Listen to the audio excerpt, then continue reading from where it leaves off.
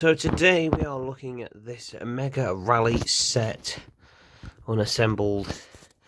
This was part of a 2 for 20 deal. This was, I think, when we bought one of the big 10 packs or something, and we bought this with it as part of their deal. But it has a kicker loop, it has a launcher.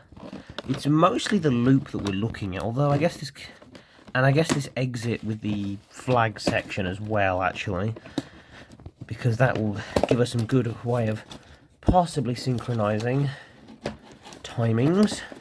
It will help us figure out winners if they get a second one of them. We won't do it at this stage, if we did, that might help with certain things. Anyway, so of course, first things first, we have the cars. I believe this is 24 hours. A little bit of a play on words, a Le Mans 24-hour endurance race car type deal. Famously was in, I think, both Hot Wheels Unleashed video games, and was one of the better cars to use in that.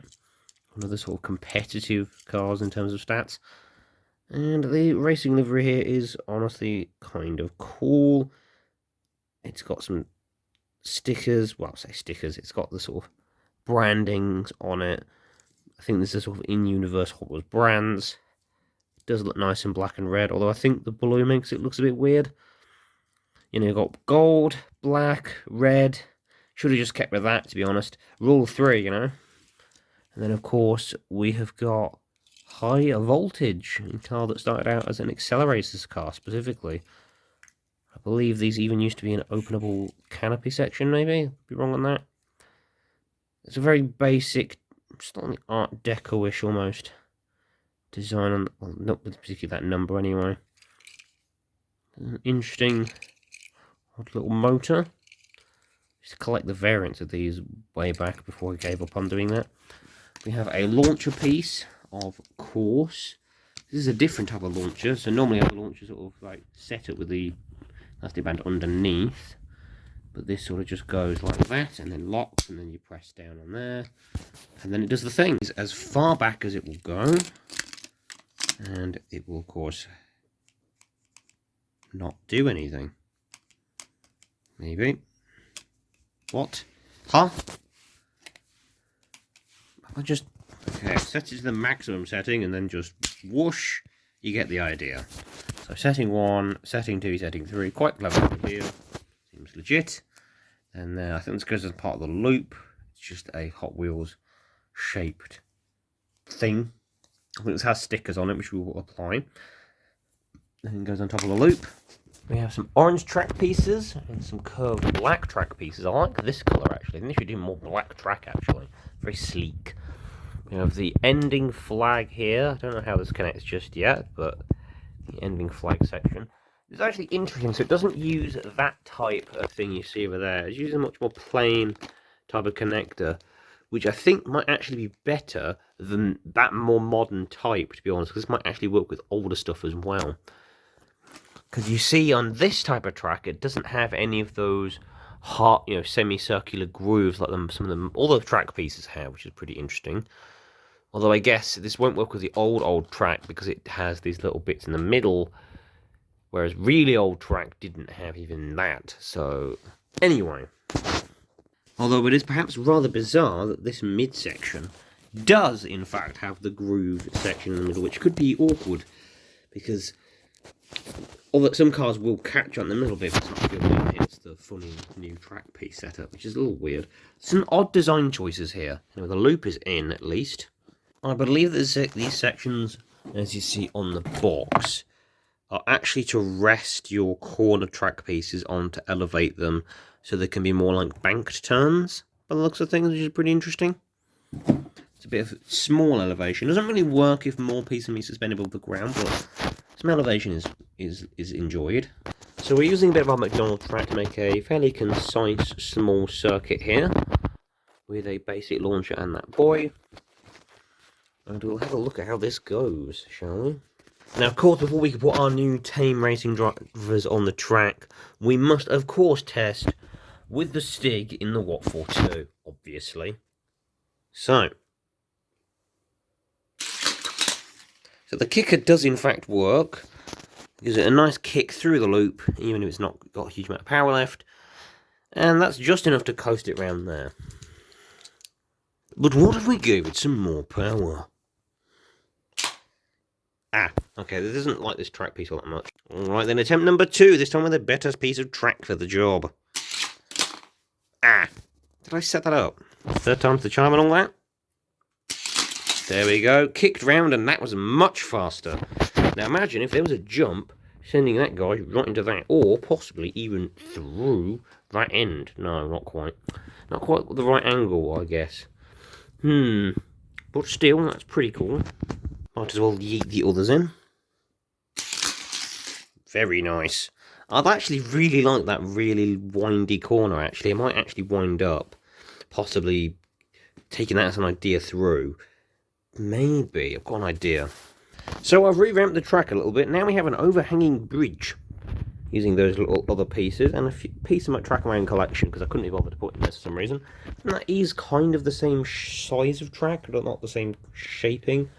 You had a little bit of section here. I might have to swap that with normal track, maybe, if it plays up, which it absolutely might. Anyway. See if this works. Obviously, this won't work with like really tall cars, I guess, with this bridge, but you could just expand the height of the bridge, I guess. And I forgot to do the blink thing again. Yeah, the only thing with this is you need either a big launcher or you do need to make sure to reset that manual every time. Through the thing. Ooh, didn't quite like that, did it? Alright, we're going with another attempt, and this time I've also put that flag at the end. It goes underneath a piece of track, basically. And I didn't reset anything. You know what they say, when all else fails, more power and more speed. I'm actually scared to tap this thing now. I think it doesn't like this corner all that well. Yeah, it's kind of already broken down that corner. Okay. Alright, I've moved it like this time. So hopefully...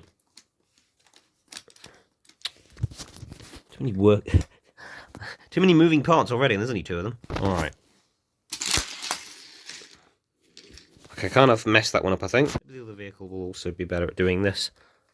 Reset. And go. Yeah, it really does just not like that corner. It has loads of speed going into the main bit. I am about to sustain a leg injury. Is that definitely... Yeah, it's definitely pushed, right? What the heck? Incorrect launching position. What the blooming... Sheesh. Oh, now you're just being silly. Okay. There we go. Okay. I think it must just be, like, not quite enough power, because that didn't actually hit the end thing properly. What the... Let's try again. Maybe those corners are just taking away too much momentum. I don't actually know. Yeah, I think those corners just taking away all the momentum. Right, this time with a banked corner might be more interesting. And go. Or just it won't work. Something tells me this... Yeah, something tells me that there's just something up with this track that it does not like for whatever reason.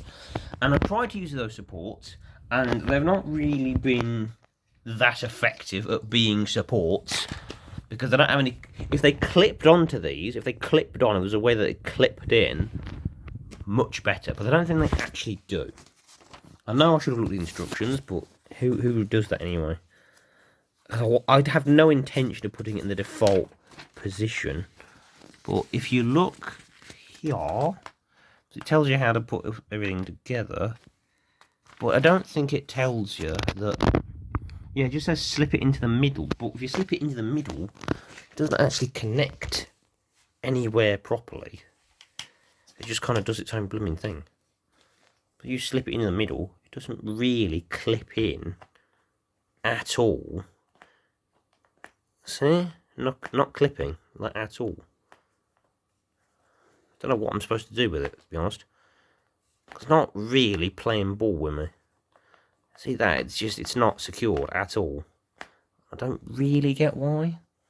Anyway, that was whatever the set's actually called. I bought this for the loop, mostly. The corners are cool. And that was the Mega Rally set. I recommend this only for the loop. I don't recommend it for the corners. Those things are completely useless. That's next to useless if it stops the car from actually going blooming through it. And this bit, fine. Actual track pieces, fine. The rest, bleh. And that's my review. Thank you guys so much for tuning in. I'll see you guys in the next one. Bye bye.